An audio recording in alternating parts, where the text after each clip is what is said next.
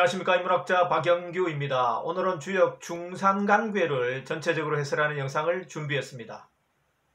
중산간괴는 산을 상징하는 간괴가 위아래로 중첩되어 있는 모양의 괴입니다.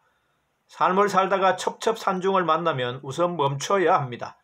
잠시 쉬면서 호흡을 고른 후 산에 올라가야 위험하지 않습니다. 그래서 중산간괴는 삶에서 멈춤의 지혜라는 메시지를 던져주고 있습니다. 노자가 도덕경에서 말하는 지지불태 가이장구라는 구절이 중산간괴의 메시지와 일치한다고 할 수 있습니다. 산을 뜻하는 간괴는 권위나 위엄, 진중함 등과 같이 주로 긍정적인 태도나 마인드를 상징하는 괴로 쓰입니다. 임진왜란 당시 이순신은 첫 전투인 옥포해전에 나서면서 망령되이 움직이지 말라, 산처럼 무겁고 침착하라 는 군령을 제1성으로 내놓았습니다.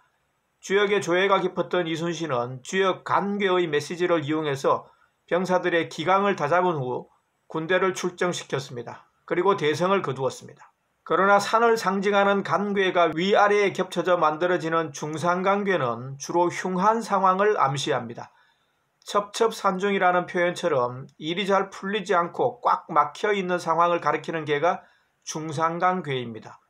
주역을 정신과 치료에 활용했던 칼 구스타프 융은 집단 무의식의 원형을 찾기 위해 아프리카로 출장을 떠나기 전 주역 점괘를 뽑았는데 그때 나온 괴가 중산간괴였습니다. 앞이 꽉 막혔으니 걸음을 멈추고 계획을 취소하라는 메시지였지만 융은 점괘를 무시하고 아프리카로 출발합니다. 그러다가 현지에서 큰 곤욕을 치릅니다. 이토 히로부미도 중국 대륙으로 떠나기 전 다카시마를 찾아가 출행점을 쳤습니다. 다카시마는 일본 내에서 최고의 권위를 자랑하던 역학자였으며 이토 히로부미의 정신적인 멘토이기도 했습니다. 다카시마가 뽑은 점괘도 중산간괴였습니다. 불길한 점괘였으므로 다카시마는 이토 히로부미의 출장을 만류했습니다. 그러나 이토 히로부미는 이를 무시하고 중국으로 출발했고 하얼빈에서 안중근 의사의 총에 맞아 절명했습니다. 안중근 의사의 이름에 들어가 있는 중자와 근자에 중산간괴의 중과 간이 있으니 다카시마의 점괘는 정확했던 셈입니다. 다음은 중산간괴의 괴사와 효사의 메시지들을 구체적으로 살펴보겠습니다. 먼저 괴사를 보실까요? 간기배 불핵기신 행기정 불견기인 무구 등에서 멈추니 그 몸을 얻지 못한다. 뜰을 거닐면서 그 사람을 보지 못한다. 허물이 없다. 신체 가운데 등은 사람의 눈으로 볼 수 없는 곳입니다. 누구나 살다 보면 예기치 않은 위기가 닥칩니다. 일상에 묻혀서 살다 보면 그런 위기가 찾아오는 것을 인식하지 못합니다. 이런 위기를 만났을 때 주역에서는 잠시 멈추라고 말합니다. 불핵기신에서 신은 삶의 근간이 되는 성취, 명예, 재물 등을 뜻합니다. 멈추면 이런 것들을 일단 내려놓아야 합니다. 그래서 불획기신이라고 했습니다. 그리고 멈춘다는 것은 인간관계를 일정 정도 정리한다는 의미를 가지고 있습니다. 그래서 불견기인이라고 했습니다. 사회적으로 쌓아온 것들을 내려놓고 인간관계를 정리한다는 것은 삶에서 마이너스 요인입니다. 있는 힘껏 달려야 할 때 멈추게 되니 상실감도 클 것입니다. 하지만 주역에서는 그럼에도 불구하고 잠시 멈추는 것이 지혜로운 행동이라고 말합니다. 그래서 무구, 허물이 없다고 했습니다. 각각의 효사에서도 신체의 특정 부위에 빗대 멈춤이라는 메시지를 강조하고 있는데요. 먼저 초육효사부터 보시겠습니다. 간기지 무구 이영정, 발꿈치에서 멈추니 허물이 없다. 오래 고드니 이롭다. 발꿈치는 신체를 지탱하는 역할을 하고 발걸음을 내딛거나 동작을 할 때 중심을 잡아주는 부위입니다. 삶에서 보면 일상의 중심이라고 할 수 있습니다. 이것을 멈춘다는 것은 삶을 멈추고 기초부터 다시 돌아본다는 뜻입니다.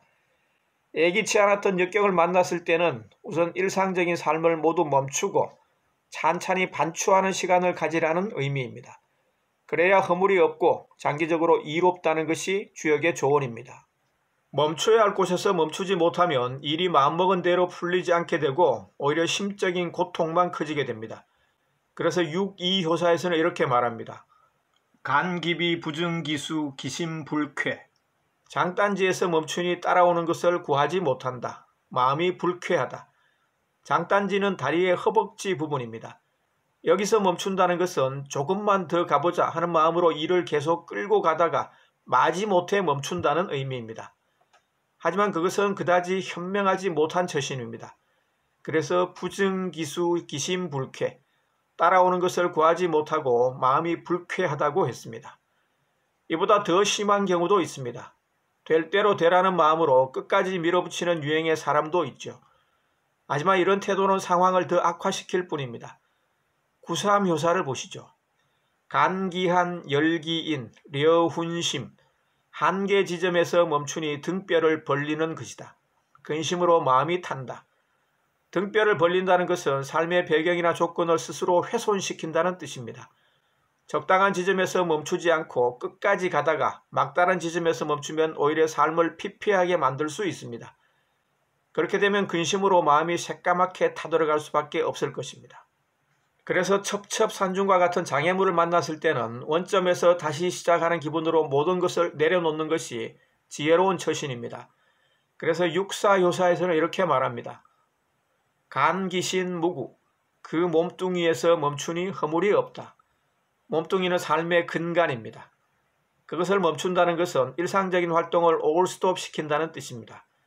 그렇게 해야 허물을 남기지 않는다는 것이 주역의 조언입니다. 6.5효사와 3.9효사에서는 멈춤에서 필요한 또 다른 조건 두 가지를 말하고 있는데요.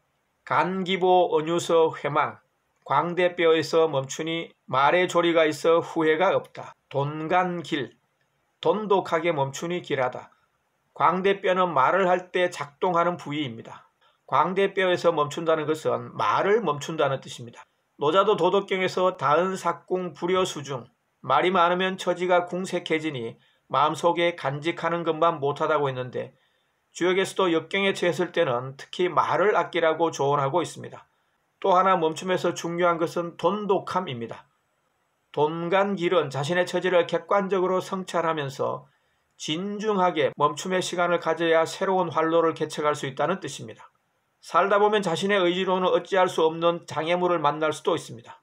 그럴 때는 모든 것을 내려놓고 한 박자 쉬어가는 것이 지혜로운 처신이라는 것이 주역 중산간괴의 가르침입니다.